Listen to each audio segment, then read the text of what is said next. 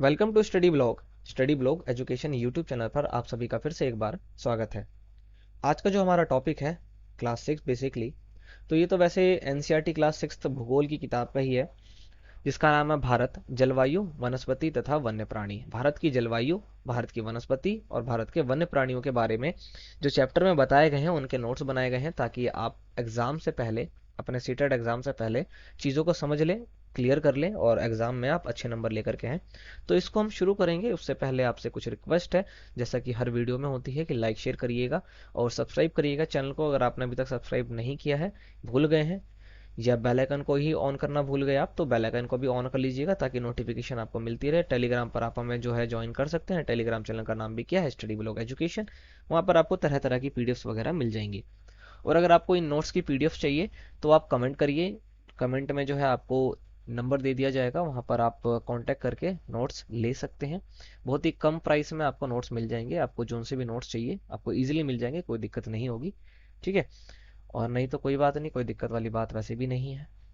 तो इसको हम शुरू करेंगे। पिछली वीडियो में हमने हमारे देश भारत के बारे में जाना था, तो उसको देखिएगा ज़रूर, आगे पीछे सभी वीडियोस को देखिए। और इतिहास और सिविक्स को तो हमने ऑलरेडी कंप्लीट कर दिया है, तो उसको आपने देख ही लिया होगा। इसको भी हम जल्दी कंप्लीट कर देंगे एग्जाम से पहले। ओके, तो चलिए शुरू करते हैं अध्याय को, जिसका नाम है भारत जलवायु वनस्पति तथा वन्य प्राणी। यहाँ पे कुछ बातें बताई गई हैं, उनको समझना है। तो पहली बात देखिए क्या है। ग्रीष्म ऋतु में, यानी कि गर्मी का जो सीजन होता है, उसके अंदर दिन के समय गर्म और शुष्क पवन चलती है। इसको लू कहते हैं। तो लू एक ऐसी हवा है जो बहुत गर्म होती है और शुष्क यानी कि सूखी होती है। ठीक है, ऐसी हवा को क्या बोलते हैं, लू बोलते हैं। भारत की जलवायु को मोटे तौर पर मानसूनी जलवायु कहा जाता है। इंपॉर्टेंट क्वेश्चन है कि भारत की जलवायु को किस जलवायु के नाम से जाना जाता है, तो मानसूनी जलवायु के नाम से जाना जाता है। मानसून शब्द जो है अरबी भाषा के मौसम से लिया गया है, जिसका मतलब होता है मौसम। एक एक पॉइंट इंपॉर्टेंट है, मैं बार बार नहीं कहूंगा, हर वीडियो में कहता हूं। अगर आपको फिर भी शक होता है कि भाई पता नहीं क्या है इंपॉर्टेंट, ऐसे ही बोलता रहता है, तो आप जाकर के प्रीवियस ईयर क्वेश्चन को देखिए, वहां पर आपको सवाल मिलेंगे इसमें से। समझे कि नहीं, समझे कि नहीं। ठीक है, भारत में अधिकतर वर्षा जो है मानसूनी पवनों के कारण होती है। इसी कारण जो है भारत की जलवायु को मानसूनी जलवायु कहा जाता है। विश्व में मोस्ट इंपोर्टेंट चीज है, देखिएगा, विश्व में सबसे अधिक वर्षा जो है मेघालय में स्थित मासिनराम में होती है। इससे पहले चेरापूंजी में होती थी, अब जो है मासिनराम में होती है। विश्व में सबसे ज्यादा बारिश जो है वो मासिनराम में होती है। और मासिनराम कहाँ पर है, तो मेघालय में है। इस बात को आपको ध्यान रखना है। तो ये 4 पॉइंट जो है जलवायु के बारे में, आप जो है इसको ऐसे ही ना शॉर्ट की तरह समझ सकते हैं। बाकी चैप्टर जो है हम स्टार्ट करने जा रहे हैं। तो जलवायु को हमने कंप्लीट कर लिया 4 ही पॉइंट के अंदर। अब हम वनस्पति को देखेंगे। ठीक है, अब भारत की प्राकृतिक वनस्पतियों को देखते हैं। भारत की वनस्पतियों को 5 प्रकारों में बांटा गया है, जो कि इस प्रकार है। इन पांचों प्रकार को हम देखेंगे। अब ये उष्ण कटिबंधीय क्या होता है, उष्ण कटिबंध क्या होता है ना, शीतोष्ण कटिबंध क्या होता है, इनके बारे में ग्लो वाले चैप्टर में हमने पढ़ लिया था। और जो है ना, आपको क्या करना है, एक चीज और करनी है आपको, कि प्लेलिस्ट को आप चेक करिए जा करके, जो चैनल में बना रखी है। तो जियोग्राफी की ना पहले भी बना रखी है प्लेलिस्ट, पहले भी हमने 8 से 9 वीडियोस उसके अंदर डाल रखी है, तो उनको आप देखिए जा करके। वहां पर आपको ना और अच्छे से समझ में आ जाएगा, क्योंकि यहाँ पर पिक्चर्स वगैरह भी ऐड करी गई है, तो वहां पे समझ में आ जाएगा। और इसको हमने इस बार क्यों नहीं किया ऐसा, इस बार इसलिए हमने ऐसा नहीं किया, क्योंकि कुछ चीज़ें ऐसा होता है ना कि हमें मालूम होती हैं और हमें क्या है ना, केवल सुनना होता है एक बार को, और वो एग्जाम से पहले से ध्यान आ जाता है। तो बस इसी को ध्यान में रखा गया है। बाकी आप प्लेलिस्ट को चेक करेंगे ना, तो आपको तरह तरह की वीडियोस देखने को मिलेगी, ज़रूर मिलेगी, आपको समझ में ज़रूर आएगा। तो देखिए, पहली जो प्रकार है भारत की वनस्पति का, वो है उष्ण कटिबंधीय वर्षा वन, है ना। देखिए, उष्ण कटिबंधीय और वर्षा वन, दो चीजों की बात हो रही है। उष्ण मतलब होती है गर्मी, यानी गर्मी वाला वो इलाका जहाँ पर बारिश भी होती है, या उन क्षेत्रों में पाए जाते हैं जहाँ वर्षा जो है बहुत अधिक होती है। यह इतने घने होते हैं कि सूर्य का प्रकाश भी जमीन तक यहाँ पर नहीं पहुंच पाता, यानी सदाबहार वन जो है आपको यहीं पर देखने को मिलेंगे। सदाबहार वन ऐसे वन होते हैं जो सदैव जो है हरे भरे होते हैं। तो देखिए, उष्ण कटिबंधीय वर्षा वन को ही सदाबहार वन भी कहते हैं, ये भी ध्यान रखना है आपको। ठीक है, क्योंकि यहाँ पर वर्षा बहुत अधिक होती है और यहाँ के जंगल इतने घने होते हैं कि सूर्य का प्रकाश जमीन तक पहुंच भी नहीं पाता। यह एक वर्ष में अलग अलग समय पर अपनी पत्तियां गिराते हैं। अंडमान निकोबार द्वीप समूह, उत्तर पूर्वी राज्यों के कुछ भाग तथा पश्चिमी घाट की संकरी पट्टी में पाए जाने वाले प्रमुख वृक्ष जो हैं वो है महोगनी, एबोनी तथा रोजवुड। देखिए, सदाबहार वन वैसे वन होते हैं जहाँ पर एक साथ कोई भी पत्ते नहीं गिरते हैं, बल्कि अलग अलग टाइम पर पत्ते गिराते हैं वहाँ के पेड़। और ये घने होते हैं बहुत ज्यादा, उष्ण कटिबंधीय वर्षा वन भी कहते हैं इसको। और इसमें ये कहाँ कहाँ पाए जाते हैं, तो अंडमान निकोबार के अंदर मिलते हैं और कुछ पूर्वी राज्यों के अंदर है। पूर्वी यानी कि उत्तर पूर्वी राज्यों के अंतर्गत है। पश्चिमी घाट के पास है। और जो पेड़ इसमें इंपॉर्टेंट है ना, वो ध्यान रखना आपको, महोगनी, ये मैचिंग में आपको दिया जा सकता है, ठीक है। महोगनी, एबोनी और रोजवुड जो है ये सदाबहार वन के उदाहरण है। सदाबहार वन के क्या है, पेड़ों के उदाहरण है, ये आपको ध्यान रखना है। समझे कि नहीं समझे? सेकंड जो है वो है उष्ण कटिबंधीय पतझड़ वन। ऊपर था उष्ण कटिबंधीय वर्षा वन, सदाबहार वन। उसके बाद आता है इसी के अंदर जहाँ पर बारिश बहुत कम होती है तो वो पतझड़ वन हो जाएंगे। हमारे देश में बहुत बड़े भाग में इस प्रकार के वन पाए जाते हैं। इन वनों को मानसूनी वन भी कहा जाता है। ये बहुत कम घने होते हैं और वर्षा के एक निश्चित समय पर अपनी पत्तियां गिरा देते हैं।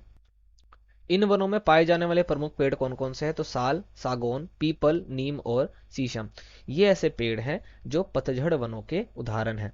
यह मध्य प्रदेश, उत्तर प्रदेश, बिहार, झारखंड, छत्तीसगढ़, उड़ीसा तथा महाराष्ट्र के कुछ भागों में पाए जाते हैं। यानी कि इन इलाकों में सदाबहार नहीं, पतझड़ वन होते हैं। ठीक है। उसके बाद है कंटीली झाड़ियां। इस प्रकार की वनस्पतियां देश के शुष्क भागों में पाई जाती हैं, जैसे राजस्थान होते हैं ना, वहां पर कंटीली झाड़ियां होती हैं। पानी की क्षति के को कम करने के लिए इनकी पत्तियों में बड़े बड़े कांटे होते हैं। इनके प्रमुख वृक्ष इस प्रकार हैं, कैक्टस, खैर, बबूल, कीकर और आदि। इस प्रकार के पेड़ जो हैं कंटीली झाड़ियां कहलाते हैं। कांटे लगे होते हैं। कांटे इसलिए लगाते हैं ये लोग, या इन पेड़ों में कांटे इसलिए होते हैं क्योंकि इनमें से जो देखिए, पहली बात तो ये कि राजस्थान जैसी इलाकों में पाए जाते हैं। राजस्थान में मिलेंगे आपको, पंजाब में मिलेंगे, हरियाणा, पश्चिमी घाट के पूर्वी ढालों में, गुजरात में पाए जाते हैं। ये ऐसे इलाकों में उगते हैं जहाँ पर गर्मी बहुत ज़्यादा होती है या पानी बहुत कम होता है। तो देखिए, आपको पता है कि भाई गर्मी ज़्यादा होगी और पानी बहुत कम होगा तो इवेपोरेशन एक ऐसा प्रोसेस है जो चलता रहता है। अब पेड़ों में से इवेपोरेशन हो जाएगा तो भाई पेड़ सूख जाएंगे। तो ये क्या करते हैं ना, कांटे लगाते हैं अपने पेड़ों के अंदर। तो इन तरह के पेड़ों में कांटे होते हैं जो इनकी इवेपोरेशन प्रोसेस को कम करते हैं। ये झाड़ियां बन जाते हैं। ठीक है। किस जगह पाए जाते हैं, कौन से पेड़ उदाहरण है, ये आपको याद रखना है। चौथे पर आता है पर्वतीय वनस्पतियां, जो पर्वतों पर होती हैं। इन पेड़ों का आकार जो है शंकु के आकार का होता है। आपने देखा होगा पर्वतों के ऊपर जो पेड़ होते हैं वो लगभग शंकु के आकार पे, यानी कॉनिकल शेप में होते हैं, ये आपने देखा होगा। इसीलिए इनको शंकुधारी वृक्ष भी कहते हैं। इन वनों के प्रमुख वृक्ष जो हैं वो हैं चीड़, पाइन और देवदार। ये आपको ध्यान रखना है। पेड़ों के नाम कहाँ पाए जाते हैं, किस प्रकार की वनस्पति है, ये आपको ध्यान रखना है। पांचवा है मैनग्रोव वन। यह वन खारे पानी में रह सकते हैं। ये इसकी जो मुख्यता है वो है, मतलब ये जो है मुख्यतः पश्चिम बंगाल के सुंदरवन और अंडमान निकोबार के द्वीप समूह में पाए जाते हैं। सुंदरी इस प्रकार के वनों की महत्वपूर्ण प्रजाति है। इस प्रजाति के नाम पर इस क्षेत्र का नाम जो है सुंदरवन पड़ा है। मैंने पिछली वीडियो में हमने जो देखा था, जब हम हमारा देश भारत पढ़ रहे थे, उसके अंदर हमने देखा था कि सुंदरवन डेल्टा का निर्माण कैसे होता है और वहाँ का नाम सुंदरवन ही क्यों पड़ा है। ठीक है। तो सुंदरी नाम के वनों की प्रकार वन जो है वो कहाँ पाए जाते हैं, तो वो सुंदरवन में ही पाए जाते हैं। यानी कि जो है हमारा अंडमान निकोबार यहाँ पर मिलते हैं, दूसरा पश्चिम बंगाल में मिलते हैं, क्योंकि बंगाल की खाड़ी ही आपको पता है वहाँ पर इजीली समझ में आ रहा होगा आपको। बंगाल की खाड़ी कहाँ पर है भाई, हमारे वेस्टर्न हिस्से में ही पड़ता है। सॉरी, ईस्टर्न हिस्से में पड़ता है ना।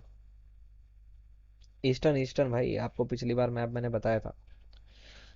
तो समझने वाली बात केवल इतनी है कि मैनग्रोव वन जो है ये खारे पानी में रह सकते हैं। खारे पानी में रहने वाला वन कौन सा होता है, मैनग्रोव वन होता है। ठीक है। ऐसे भी सवाल हो सकता है। और ये मुख्यतः किस एरिया में पाए जाते हैं, तो पश्चिम बंगाल के सुंदरवन डेल्टा में इस प्रकार के वन है। दूसरा, सुंदरवन डेल्टा कह रहा हूँ मैं, सुंदरवन सुंदरी नाम की वनों की प्रजाति रहती है।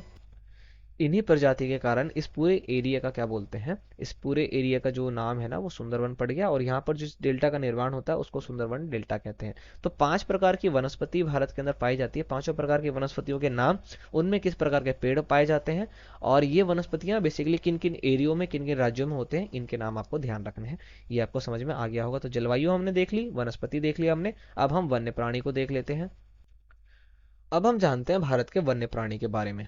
तो बाघ हमारा राष्ट्रीय पशु है, ये आपको पता होगा। ठीक है।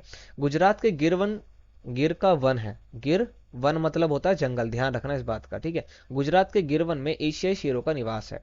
हाथी तथा एक सींग वाले गैंडे असम के जंगलों में घूमते हैं। हाथी केरल और कर्नाटक में भी मिलते हैं। जंगली बकरी, हिम तेंदुए, भालू इत्यादि हिमालय के क्षेत्र में पाए जाते हैं।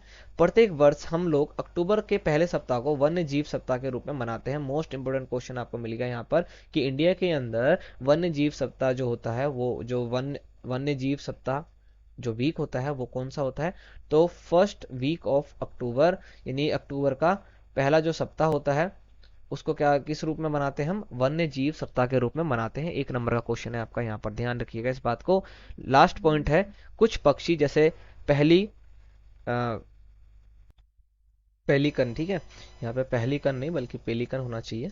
कुछ पक्षी जैसे pelican, Siberian crane, stork, flamingo, Pintail, बत्तख इत्यादि ऐसे पक्षी हैं जो प्रत्येक वर्ष सर्दियों के मौसम में हमारे देश में आते हैं। साइबेरियन क्रेन साइबेरिया से दिसंबर के महीने में आते हैं तथा मार्च के आरंभ तक भारत में रहते हैं। तो ये वन्य प्राणियों से रिलेटेड कुछ बातों को आपको ध्यान रखना है, आपको जो है समझ में आया होगा, चीज़ों को आपने देखा होगा बहुत ही अच्छे से। ओके, तो वन्य प्राणी, जलवायु और वनस्पतियां, हमने इन सबको देख लिया। इन 3 टॉपिक एक चैप्टर के अंदर कंप्लीट कर लिया।